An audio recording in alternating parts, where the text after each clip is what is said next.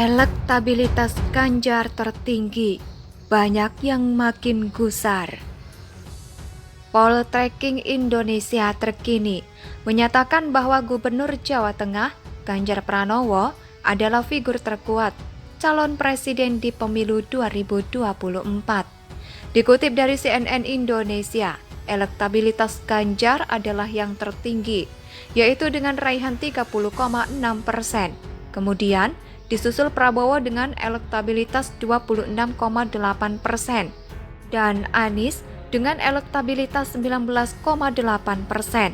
Tentu angka yang menggembirakan bagi para pendukung Ganjar yang belakangan bagai dikuyo-kuyo, ditekan kanan kiri entah karena apa, dan itu sudah diterimanya sejak beberapa bulan yang lalu.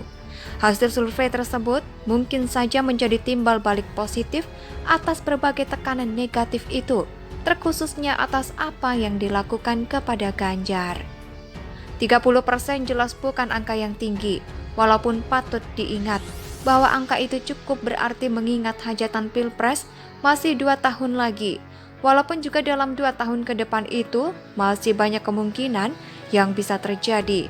Bisa saja nama Ganjar akan menurun sejalan dengan selesainya Gubernur Jawa Tengah.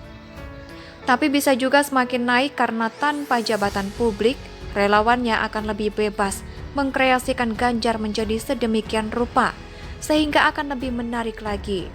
Tapi 30% tetap harus diapresiasi, mengingat lawannya ada nama Prabowo Subianto dan Anies Baswedan.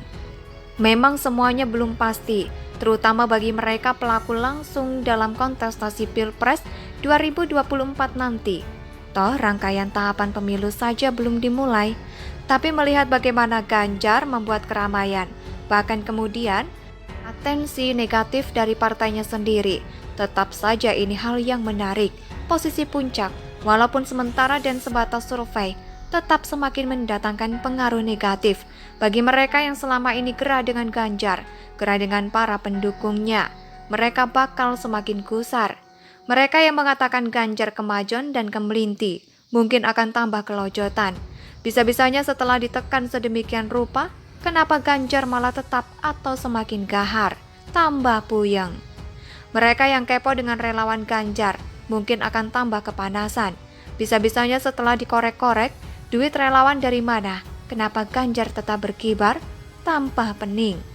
Mereka yang berlawanan dengan Ganjar dan pendukungnya mungkin akan semakin was-was dengan deg-degan. Bisa-bisanya bahkan setelah dimusuhi temannya sendiri, kok Ganjar malah ke puncak, tambah pusing. Tunggu saja sampai logistik relawan itu habis. Kalau habis, bagaimana kalau ternyata dukungan terhadap relawan malah semakin membesar karena melihat kelakuan partai politik yang ternyata ada yang semau-maunya sendiri begitu. Artikel ini ditulis oleh Eko Wibowo di siwat.com. Bagaimana menurut pendapat Anda? Silakan tulis pendapat Anda di kolom komentar.